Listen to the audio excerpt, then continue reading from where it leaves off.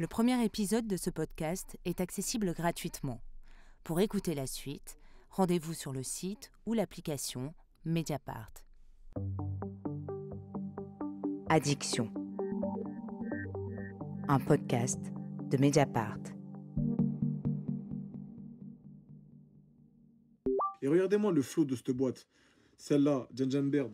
Ah, elle est pas magnifique. Avec les petits flocons de neige et tout. Vous ne buvez pas, vous ne fumez pas, vous ne vous droguez pas, à quoi êtes-vous addict ? Lorsque tu prends un sachet de nicotine et que tu le places sous ta lèvre supérieure, le contenu du sachet entre immédiatement en contact avec ta gencive. Tu vas ressentir dès les premières secondes une petite sensation de picotement, c'est le signe que la nicotine commence à agir. J'en ai 26. C'est mon record. C'est mon record pour l'instant. Mais sinon, en vrai, c'est pas dangereux. C'est pas du tout dangereux, c'est même recommandé. Pour les fumeurs et tout, c'est recommandé de fou. Après les cigarettes, après les puffs, après le snus, maintenant ce sont les pushs. Les pushs, ces petits sachets surdosés en nicotine à placer contre la gencive, c'est la dernière trouvaille de l'industrie du tabac. Depuis 2022, en France, on les trouve dans des petites boîtes rondes, en vente dans les bureaux de tabac ou sur Internet. Chocolat, menthe, citron épicé, cola, Bubble Strong, tous les goûts existent, pour attirer tous les âges, et en particulier les plus jeunes. Pourtant, ces sachets de nicotine ne sont ni officiellement autorisés, ni formellement interdits. Alors que les centres anti-poison relèvent de plus en plus de cas d'intoxication chez les adolescents, les lobbies du tabac multiplient les campagnes pour obtenir leur autorisation. Et les vendeurs de sachets de nicotine ont même trouvé un ancien ministre de la Santé, Olivier Véran, pour faire leur com. Nous l'avons surpris en plein exercice de lobbying. Voici donc l'histoire d'une petite boîte de poison, ou comment l'industrie du tabac crée une nouvelle génération d'addicts. Aux frontières du légal, épisode 1. Tabac. L'industrie ne renonce jamais.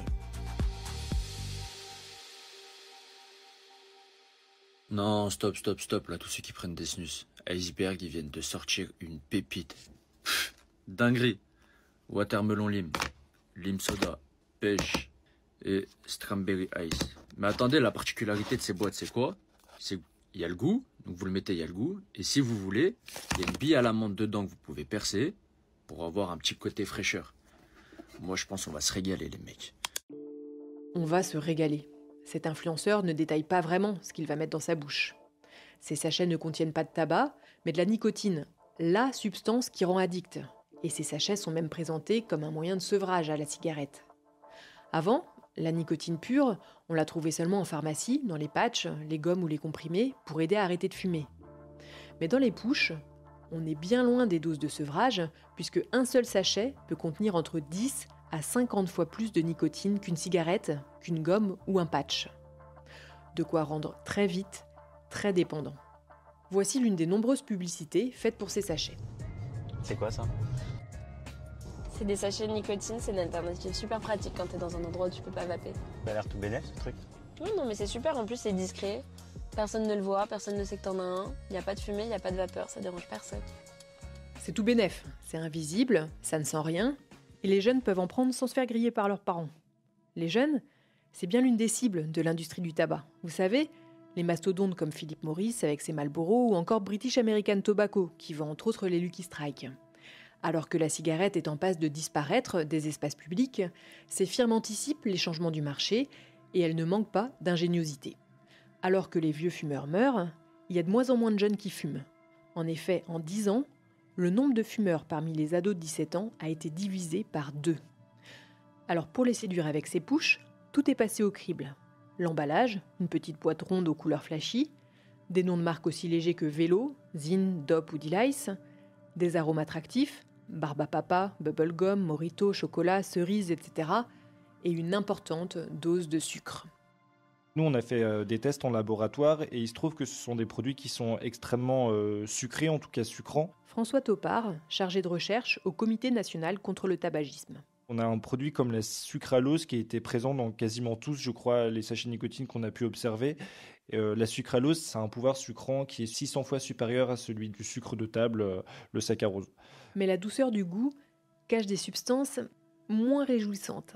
Ce qui n'y a pas non plus écrit sur la boîte, c'est la présence de métaux lourds. Alors pour le coup, il y en a dans tous les sachets de nicotine, notamment l'arsenic, dans des doses qui sont jusqu'à 6 fois supérieures à celles qu'on peut retrouver dans une cigarette classique. Et ensuite, vous avez du plomb, du cadmium, de l'antimoine, etc. Donc, c'est des produits qui sont toxiques, voire cancérogènes. Et c'est d'autant plus préoccupant que les sachets de nicotine conduisent nécessairement à une forte exposition du consommateur à ces produits, parce que c'est des produits qu'on garde pendant une demi-heure à 1 heure sur la gencive. Un cocktail bien toxique donc.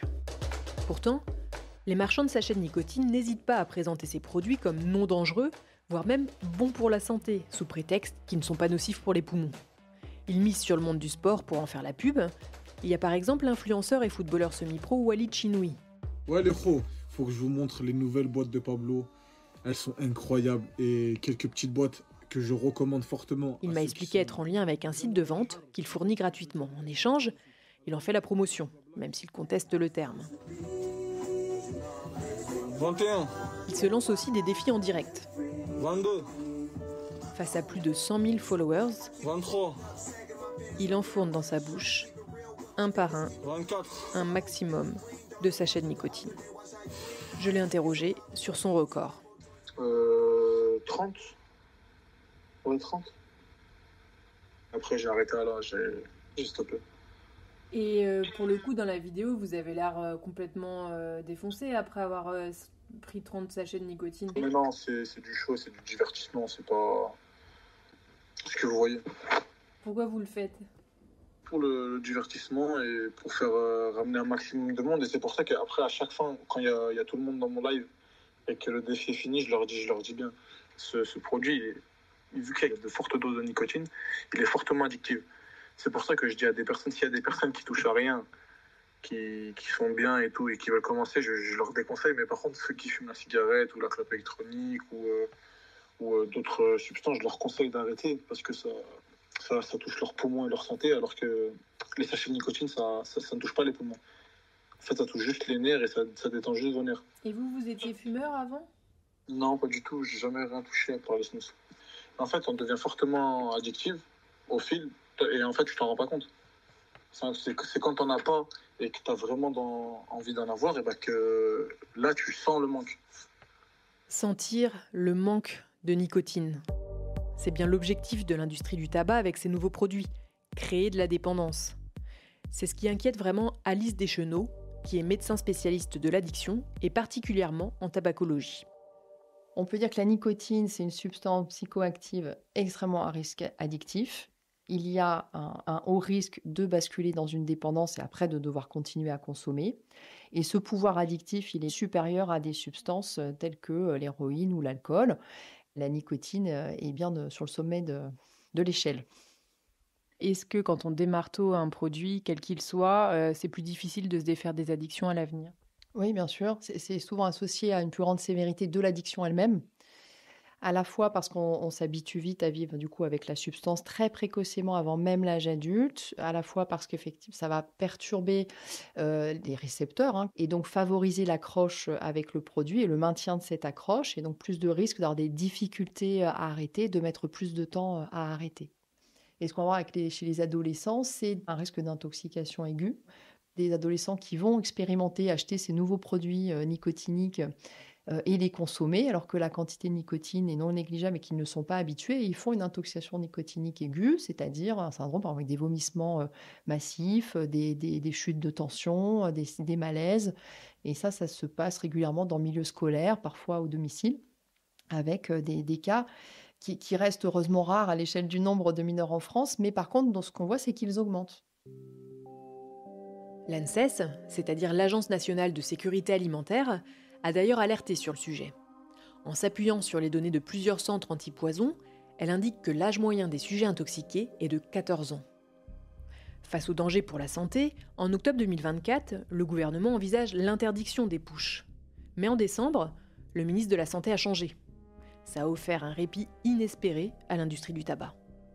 Alors dans cette course contre la montre, les cigarettiers font tout pour attirer un maximum de consommateurs, pour ainsi faire pression sur le législateur. Rien ne les arrête. Ils vont même directement au contact des jeunes pour leur fournir leur première dose de push gratuitement, en festival, en soirée et même carrément dans leur boîte aux lettres, en un clic. Cette stratégie a déjà porté ses fruits au Danemark ou en Hongrie. Aux États-Unis aussi, depuis janvier 2025, Philip Morris est officiellement autorisé à vendre ses boîtes ZYN aux plus de 21 ans. Seule recommandation, celle de l'agence sanitaire américaine qui demande qu'une vigilance soit portée sur les mineurs. En tout cas, pour l'industrie du tabac, c'est clairement une victoire. Après avoir reçu le mois dernier l'autorisation officielle de l'Agence américaine des produits alimentaires et médicamenteux, la FDA, pour les sachets de nicotine ZYN qui sont actuellement commercialisés aux États-Unis, l'action a depuis augmenté d'environ 20%. Le PDG de Philip Morris, Jacek Olczak, nous rejoint ce matin en exclusivité sur CNBC. Jacek, c'est un plaisir de vous recevoir. Nous avons la chance de vous avoir dans l'émission. L'action vient de bondir.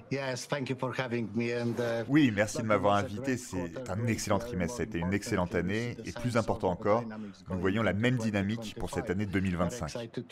Je suis très enthousiaste aujourd'hui, évidemment, pour cette grande année. Je suis également très satisfait des récentes annonces de l'Agence américaine des produits alimentaires et médicamenteux, de la FDA. Je suis très heureux de l'autorisation du ZYN qui clarifie notre avenir. J'espère que la prochaine fois, les régulateurs, et pas seulement aux États-Unis, sauront être plus rapides. Je pense que les perspectives sont vraiment très positives. Et est-ce que ça a été compliqué pour vous, Jacek, de convaincre vos actionnaires qu'il s'agit d'un bon investissement? Parce que pendant longtemps, les gens ont pensé qu'il ne fallait pas investir dans les fabricants de cigarettes. Ont-ils changé d'avis? Oui, c'est une excellente question, Sarah. Je me souviens que lorsque j'étais directeur financier de Philip Morris, c'était il y a environ 10 ans, lors de mes tournées de présentation, nous parlions des innovations et nous présentions les perspectives de ces nouvelles catégories de produits, la meilleure alternative aux cigarettes. Vous savez, c'est une catégorie de produits dans laquelle vous avez des marges importantes et pour les actionnaires, des dividendes très attractifs. Le PDG de Philip Morris est ravi. Et cette autorisation, ça donne évidemment un signal fort aux autres pays qui n'ont pas encore légiféré, comme la France par exemple. Les lobbyistes y sont déjà très mobilisés. Parmi les plus actifs, il y a Nicotine World. Que fait cette organisation? Voici comment elle l'explique sur son site. Nicotine World présente de manière transparente toutes les informations sur la consommation récréative de nicotine, notamment les sachets de nicotine. La consommation récréative, vous avez bien entendu. Et ce n'est pas tout, Nicotine World a aussi organisé un forum sur la nicotine. C'était le 3 juin dans le quartier chic de Saint-Germain à Paris. Des tables rondes réunissaient des médecins, des experts en tout genre, une pure opération de propagande en faveur de la nicotine. Avec comme ambassadeur de choc, un ancien ministre de la Santé. Alors on va rentrer dans le détail. Olivier Véran, tout le monde ne le sait pas, mais vous êtes un grand vapoteur et un consommateur d'alternatives au tabac, vous allez nous le raconter. La nicotine m'accompagne comme un vieux compagnon d'infortune. Je suis tombé comme beaucoup dans le tabac quand j'étais jeune. Je me souviens des premières clopes que j'achetais avec des copains. J'étais très jeune, beaucoup trop jeune d'ailleurs. Je ne comprends pas comment on m'avait laissé acheter d'ailleurs un paquet de clopes. J'ai un profil moi plutôt facilement addict. J'accepte l'addiction à la nicotine dès lors qu'elle ne me met pas en danger. Donc je ne fume pas, je vapote, c'est pas la même chose. Et mon addiction à la nicotine, peut-être que je mourrai avec, mais je n'en mourrai pas. Alors que des millions de fumeurs tentent de se sevrer de la nicotine, Olivier Véran trouve qu'il n'y a aucun problème à en consommer. Et aucun problème non plus, pour lui, à participer à une telle opération de com. Je le dis très tranquillement ici, ni comme député, ni comme ministre, j'ai eu à frayer avec l'industrie du tabac, et ça ne serait pas venu à l'idée. Je fais très fortement le distinguo entre les choses. On peut se dire, mais qu'est-ce qu'il fait? Pourquoi est-ce un ancien ministre de la Santé vient parler de nicotine? Ben oui, c'est le sujet numéro 1, il y a 75 000 morts dans notre pays, c'est 150 milliards de dettes. Si on considère que ce sont dans des bureaux, même avec des gens très bien de santé publique, qu'on va uniquement régler le problème, on se trompe. Donc il faut qu'il y ait une coopération avec des gens qui, finalement, poussent dans le même sens que nous, peut-être avec des moyens différents, des méthodes différentes, mais qui poursuivent le même objectif, qu'on soit une nation sans tabac. Donc Olivier Véran propose de faire la politique de santé publique main dans la main avec les industriels, les fabricants de push. C'est que ça correspond à une demande d'une partie de la population d'avoir une consommation différente de nicotine. Et si la réponse des pouvoirs publics c'est non, faut pas, ça marche pas. Donc il vaut mieux dire oui, mais avec des règles. Donc vous voyez que je ne suis pas un affreux ayatollah qui empêche les gens. Par contre, avoir des mécanismes de fiscalité intelligents, je trouve ça pas mal. Donc si je devais faire une règle fiscale aujourd'hui, ce serait taxer la nocivité. Donc ne certainement pas appliquer la même fiscalité au tabac et aux produits de substitution du tabac. Ce serait une énorme erreur. Je vous remercie infiniment. Je crois qu'on peut vous applaudir. Donc autorisation des pushs et avec un minimum de taxes. Comment Olivier Véran peut défendre une position pareille? J'ai bien tenté de lui poser la question. Mais en fait, je fais plus d'interviews, c'est aussi simple que ça, et c'est mon droit. Je fais plus d'interviews. C'est la liberté retrouvée. Mais en revanche, vous faites des interventions publiques comme celle-ci, comment justifier ce choix? On y va? Et là, Olivier Véran a préféré poursuivre l'exercice de lobbying devant la caméra de l'équipe de communication du Forum. La réduction des risques, comme la bonne méthode de lutter contre le tabagisme dans notre pays. Combien Olivier Véran a-t-il été rémunéré pour participer à cette opération de lobbying? Là encore, toujours pas de réponse. J'ai cherché à en savoir plus auprès de l'organisateur du Forum, Norbert Neuvy, qui est aussi le fondateur de Nicotine World. Alors rien sur Olivier Véran, mais il a quand même accepté de me parler de cet événement. Oui, c'est un lobbying positif, parce qu'aujourd'hui, il n'y a pas de gagnants et de perdants, il n'y a pas de pro ou d'anti-produits contre la cigarette. On essaye surtout de montrer qu'on est plein de bonne volonté, qu'on essaye de défaire le vrai du faux. On essaye d'apporter une solution pérenne au tabac en présentant la nicotine sous un nouveau jour. Plein de bonne volonté, mais aussi intéressé. Parce que Norbert Neuvy a une deuxième casquette. Il dirige aussi l'entreprise Nicopush qui vend des sachets de nicotine. En cas d'interdiction des sachets de nicotine, vous seriez perdant.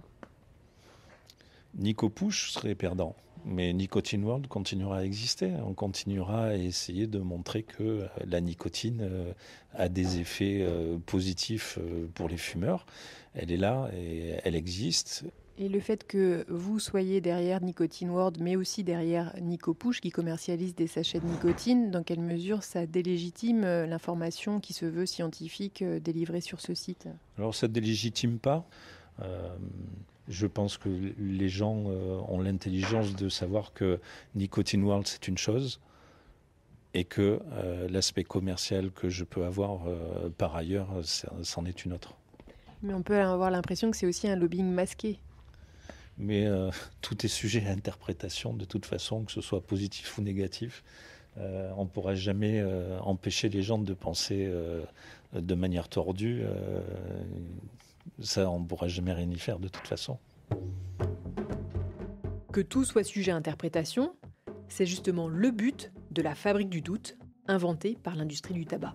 L'industrie du tabac, elle est aussi très précurseur sur ces sujets parce que... Karine Galopel-Morvan, professeure spécialiste des stratégies marketing des industriels du tabac à l'École des hautes études en santé publique de Rennes. C'est à peu près dans les années 50 que son produit a commencé à être pointé du doigt par les acteurs de la santé comme étant nocif. Et du coup, il y a eu un peu une stratégie d'alliance qui s'est créée entre tous les industriels du tabac dans les années 60-70 avec différents outils de relations publiques. C'est des stratégies extrêmement classiques de semer le doute, de se positionner comme acteur de la prévention.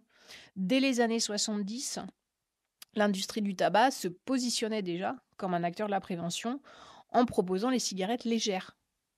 C'est très intéressant parce que dans les documents secrets de l'industrie du tabac et dans les discours, notamment de Philip Morris, il parle de la troisième voie. En fait, il ne faut absolument pas que les fumeurs arrêtent de fumer. Il faut qu'ils choisissent une troisième voie proposée par l'industrie du tabac pour réduire le risque. La première voie, c'est arrêter de fumer. La deuxième voie, c'est de diminuer leur consommation. Et la troisième voie, c'est de consommer un produit moins risqué. Et depuis plusieurs décennies, l'industrie est très active sur cette troisième voie qui leur permet de tromper les consommateurs. Parce que pour finir sur l'histoire de cette cigarette légère, on s'est rendu compte après plusieurs décennies d'essais cliniques, de recul, etc., que c'était absolument pas moins dangereux, que au contraire, le fumeur, il inspirait beaucoup plus profondément la fumée pour avoir sa dose de nicotine, et que du coup, c'est des modes de consommation tabagique qui étaient très clairement compliqués à soigner après. Et donc, on se dit en regardant ce qui se passe que l'industrie du tabac n'a absolument pas changé. C'est juste qu'elle s'adapte aux contraintes, aux élus, à la sensibilité des élus, etc.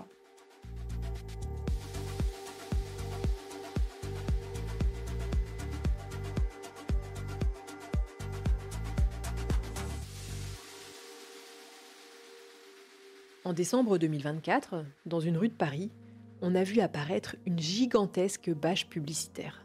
On a été assez rapidement notifié par des amis, en gros, d'une immense bâche sur l'église Notre-Dame de Lorette, avec marqué « Vous voulez d'un monde sans tabac ? Eh bien nous aussi, allez sur francesanstabac.fr ». Martin Drago est responsable au sein de l'association Alliance contre le tabac.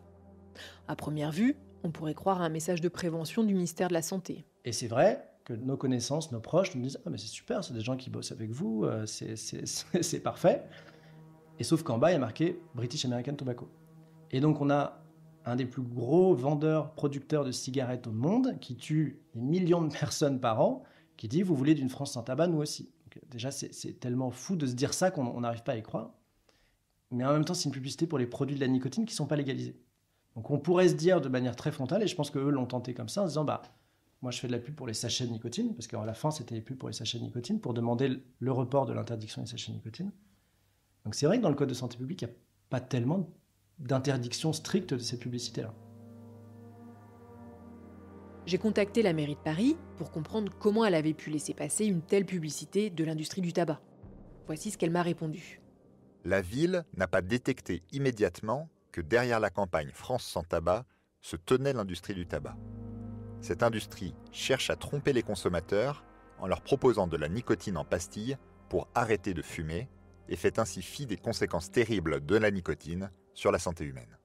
Difficile pourtant de ne pas voir qui était derrière cette publicité puisqu'il suffisait de scanner le QR code en bas à droite pour le savoir. Selon le Canard enchaîné, British American Tobacco aurait déboursé 300 000 € pour accrocher sa bâche pendant un mois.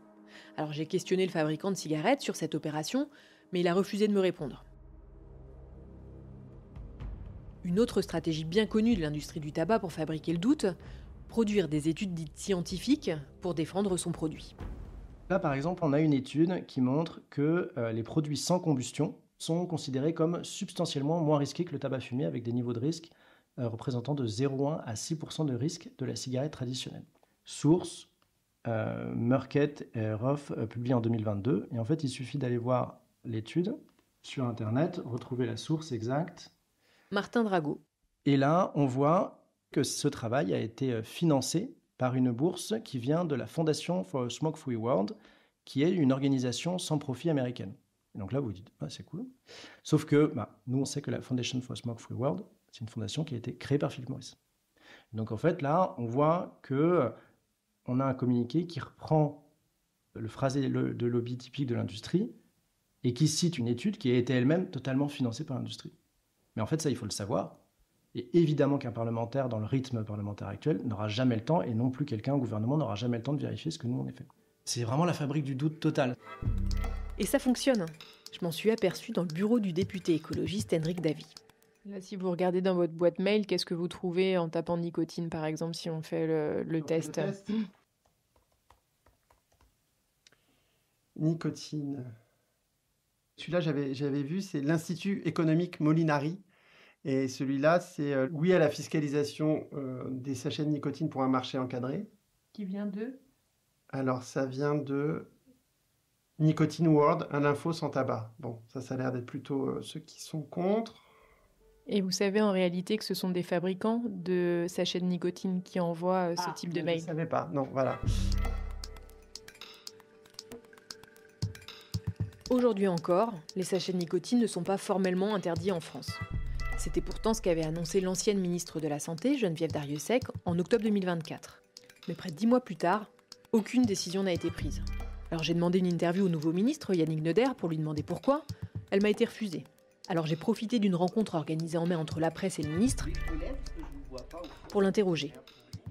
Qu'est-ce que le gouvernement attend pour interdire les sachets de nicotine? Et là, sa directrice de cabinet est venue à sa rescousse pour l'aider à répondre. On a notifié à la Commission européenne les textes, réponse cet été, et donc dès lors qu'on a le retour de la Commission européenne, on peut prendre les textes dès le lendemain s'il n'y a pas de demande de modification. Non mais attends, on va revenir parce que les questions sont rudes, de madame. Donc moi je suis pas juriste, je suis co-cardiologue. L'idée c'est que nous avons une réglementation européenne que nous devons interroger. On a besoin d'avoir effectivement le go européen. En tout cas, soyons clairs, le ministre de la Santé que je suis est favorable d'interdire les pushs de nicotine, toute cette merde. Hein, oui, bien d'accord. Dès que légalement je peux le faire, je le fais. Le gouvernement, qui a tardé à demander son avis à la Commission européenne, attend donc maintenant sa décision pour agir, décision espérée à la fin de l'été 2025. Et pendant ce temps, l'industrie du tabac a déjà un coup d'avance. Elle a prévu un nouveau produit si jamais la France interdisait ses sachets. Et on retrouve l'influenceur footballeur Walid Chinoui, qui en fait déjà la promotion. Les gars, quel est ce produit révolutionnaire? C'est des sachets exactement pareils, sauf que dedans c'est de la méthylnicotine. Ce n'est pas de la nicotine. C'est pas addictif, c'est pas psychoactif. Et les gars, il y a un peu de caféine dedans. Donc ça permet de te donner un coup de boost. Et je me suis renseigné, on m'a dit ouais c'est ça que les footos ils prennent, tout ça, pour avoir un petit coup de boost, tout ça. Tu prends ça avant un match de foot. Ça, plus un coup de fouet, tu tiens 90 minutes à 100%. Dans ces sachets, ce n'est pas tout à fait de la nicotine, mais de la méthylnicotine, un dérivé chimique de la nicotine fabriqué en laboratoire. Amélie Eschenbrenner travaille au Comité national de lutte contre le tabagisme. Elle s'est procuré des boîtes de ce tout nouveau produit. Donc sur la boîte, on peut voir une sorte d'avertissement sanitaire qui dit « Attention, ce produit ne contient pas de nicotine. La nicotine crée une forte dépendance ». Donc on voit qu'en soi, c'est vraiment devenu un argument marketing parce que c'est censé rassurer le consommateur en disant ce produit, vous pouvez le consommer, il n'est pas du tout addictif. En réalité, les premières études précliniques qui sont sorties montrent un caractère addictif jusqu'à 3 fois plus important que la nicotine. Donc ça, c'est un procédé, un marketing qui est complètement trompeur. Ça montre vraiment leur capacité d'adaptation. On sait que dès qu'on va réglementer quelque chose, ils vont nous trouver quelque chose d'autre. Et je pense que même si on agit à ce niveau-là, il y aura quelque chose de nouveau qui va sortir. Pour contrer tous ces nouveaux produits addictifs, et compte tenu de la lenteur du gouvernement, les associations de lutte contre le tabac utilisent leur seule arme, le droit. En janvier 2025, le Comité national de lutte contre le tabagisme a porté plainte contre les industriels pour vente illégale de sachets de nicotine. Et le 17 juin, l'association a déposé une autre plainte, cette fois contre l'entreprise Aroma King, qui commercialise les sachets à base de méthylnicotine. Reste à savoir ce qu'en dira la justice.